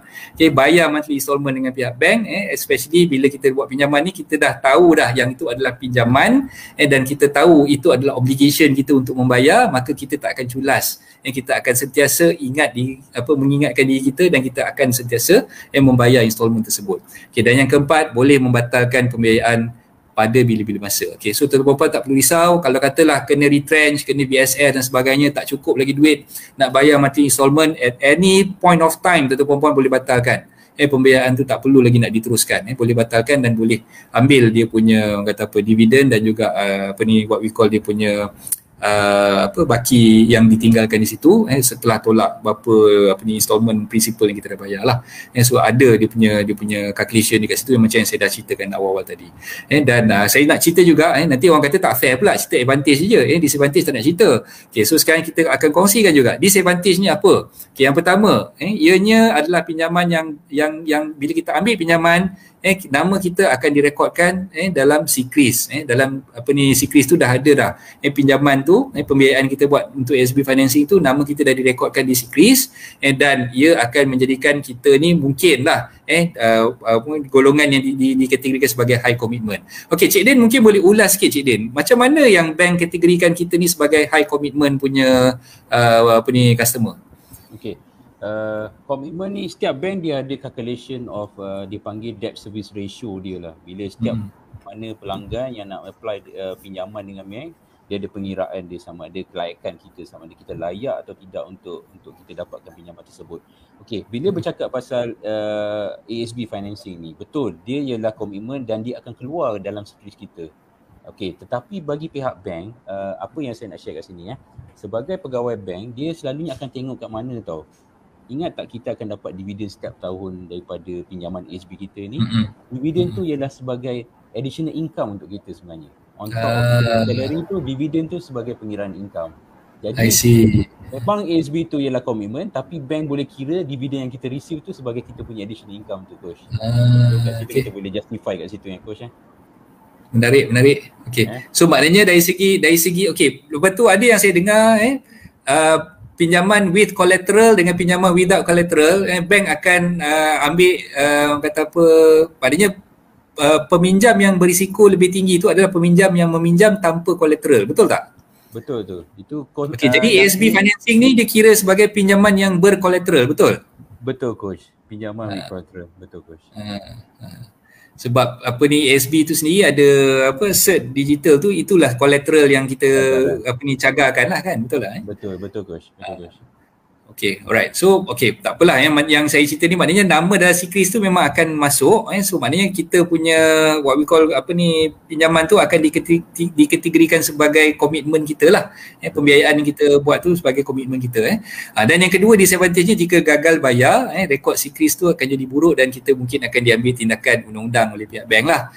Itu kalau kita gagal bayar, siapa suruh tak bayar kan, dah pinjam tu bayarlah kan. Yang ketiga, perlukan disiplin dan komitmen yang tinggi. Ni pun satu hal juga. Ada orang yang berdisiplin yang boleh orang kata apa, bayar monthly installment tu, disiplinkan diri dia tu okey, tapi orang yang tak berdisiplin ni dia buat pinjaman macam mana pun dia akan culas juga membayar. Tu yang jadi masalah kat situ. Jadi maknanya tuan-tuan puan, antara 3 disadvantage yang saya nampak ni, sebenarnya benda ni bergantung pada diri kita je. Bergantung pada diri kita. Kalau kita ni jenis orang yang tahu menjaga kita punya komitmen, kita tahu nak membayar kita punya monthly installment dan sebagainya, tak ada masalah pun sebenarnya. Bukan kita anggap benda tu sebagai satu disadvantage pun. So kat sini pun kita dah nampak dah advantage-nya lebih banyak berbanding dengan disadvantage-nya, dan saya syorkan tuan-tuan puan mana yang mungkin baru bercadang nak ambil ASB financing tu, boleh buat ASB financing punya pembiayaan ni. Dan kesimpulan yang saya nak cerita berdasarkan slide saya ni, pelaburan dengan menggunakan pembiayaan ASB financing ni merupakan pilihan yang baik lah berbanding dengan hanya simpanan biasa ASB. Dari segi pulangan dividen, pelabur akan mendapat pulangan yang lebih berbaloi. Tambahan pula, anda boleh mendapatkan perlindungan takaful PRTT untuk protect baki pembiayaan yang anda buat. Sekiranya anda meninggal, PRTT akan menyelesaikan baki pinjaman anda dengan pihak bank. So jangan risaulah. So kita ambil pinjaman, ada insurans di situ, jadi apa-apa pada kita dah boleh menarik nafas lega lah, sebab dah dilangsaikan oleh takaful tadi tu. Dan yang paling utama, buatlah simpanan dahulu sebelum berbelanja. Macam saya beritahu daripada awal tadi, jangan dah belanja, ada baki sikit baru nak simpan. Kita kena simpan dulu, barulah kita belanjakan duit kita. Sebab tu kita namakannya sebagai simpanan terpaksa. Okay, sudah habislah slide kita pada malam ni. Okay, kita kembali kepada tetamu saya, Cik Din. Okay, so Cik Din ada kata-kata mungkin apa yang nak disampaikan sebagai kata-kata terakhir untuk kesimpulan kita malam ni. Silakan Cik Din. Alright, bagi saya sebagai golongan Bumiputera, sayang kalau kita tak orang kata leverage kan ASB ni. Kalau kita tak nak cakap pasal ASB financing dululah. Kita cakap pasal buka adanya akaun ASB untuk setiap individu Bumiputera dekat Malaysia ni. So bila kita cakap pasal pembukaan akaun Bumiputera ASB ni, sama ada kita, isteri atau anak-anak kita. So paling basic, bukalah satu buku ASB dengan jumlah RM10 je untuk buka buku ASB. Itu sebagai permulaannya, coach. Saya syorkan Bumiputera kat luar sana, orang-orang kita, bukalah ASB, satu buku ASB untuk simpanan sebagai langkah dan permulaan untuk simpanan ASB, coach. Itu je. Okay, siapa yang tak ada lagi, bukalah akaun tu segera. Siapa yang belum kata apa, yang dah buka tapi dah bersawang dah, tak pernah tengok lagi dia punya akaun selepas dia dah buka tu, tengoklah balik, simpanlah duit kat dalam tu. Kalau tak ada, kalau tak pernah keluarkan, tiba-tiba tengok cek asalnya mungkin dalam 500, sekarang ni mungkin dah jadi 1000 lebih dah kan. Duit tu beranak pun tak sedar kan. Dah 20 tahun dah tak pernah tengok kan. So tuan-tuan puan, rajin-rajin lah menyimpan. Lagi pula sekarang ni Maybank to You pun dah ada tagging dengan ASB kan. Cuma saya difahamkan nak masuk boleh, nak keluarkan tak boleh Betul. Maybank to You. Betul. Nak keluar kena pergi ke ASMB punya platform, coach, untuk kita keluar ASB tu. So maknanya dia nak suruh kita simpan lagi banyak lah, dia tak suruh kita keluarkan. Sebab tu tak kasih gunakan features dalam apa Maybank 7 untuk keluarkan. Okey, dan saya nak keluarkan nombor telefon. Saya minta izin Cik Din untuk keluarkan nombor telefon Cik Din. Silakan Coach. Alright, ni nombor telefon Cik Din. Siapa-siapa yang nak berhubung dengan Cik Din boleh berhubung melalui nombor telefon yang saya keluarkan di kaca skrin sekarang ni, 016 374 2939. Cik Din ni pejabat dia di Taman Tun Dr. Ismail dekat Maybank Taman Tun. So kalau lalu kat situ nak pergi beli tudung di Lofa ke apa ke, bolehlah singgah jumpa Cik Din kat situ. Nak buat apa-apa pembiayaan, tak semestinya ASB financing saja, tuan-tuan perempuan nak buat mortgage pun boleh, nak ambil credit card pun boleh, apa-apa pembiayaan bersama Maybank, insyaAllah Cik Din boleh assist kat situ dan boleh berhubung dengan Cik Din lah. Kawan-kawan rent ada kes-kes nak submit untuk buat dengan Maybank pun boleh bagi kepada Cik Din, insyaAllah Cik Din boleh tolong ni lah. Nak check market value property apa semua boleh ke Cik Din? Boleh Coach, boleh, tak ada masalah. Just WhatsApp saya je, call saya, WhatsApp saya, boleh Coach. Dengar tu kawan-kawan. Tapi janganlah kacau Cik Din selalu kan, dia pun sibuk juga benda-benda yang boleh. Kita boleh minta bantuan dia tu, kita minta lah bantuan dia, tapi yang kita boleh buat sendiri, kita buat sendiri lah kan. So itulah nombor telefon Cik Din kat situ. Okey, ni email Cik Din pula okey, mfaharuddin.s mfaharuddin.s@maybank.com. So siapa-siapa nak email Cik Din, nak forwardkan dokumen, nak minta pandangan untuk kirakan dia punya DSR ke apa ke, boleh bagi dokumen dia Cik Din melalui email tu. Boleh. Dan insyaAllah Cik Din boleh bantulah untuk proses loan financing apa-apa pun lah, untuk mortgage ke, untuk ASB financing ke dan sebagainya. Okay, so saya ucapkan ribuan terima kasih kepada Cik Din atas kesudian Cik Din bersama-sama dengan kita pada malam ni. Sikit sebanyak apa yang saya dah sampaikan tu, kalau katalah ada terkasar bahasa, ada menyinggung perasaan tuan-tuan perempuan, saya minta ampun dan maaf, dan bukan niat saya lah untuk menyakiti hati siapa. Yang baik itu datang daripada Allah, yang kurang baik itu datang daripada kelemahan diri saya sendiri. Dan insyaAllah ada rezeki, kita akan jumpa lagi dalam segmen sejam bersama Coach Isaac di malam-malam yang akan datang. So insyaAllah Cik Din, nanti kita akan jumpa lagi, dan itu saja malam ni. Okay, terima kasih banyak-banyak. Assalamualaikum warahmatullahi wabarakatuh. Bye-bye. Waalaikumsalam warahmatullahi wabarakatuh.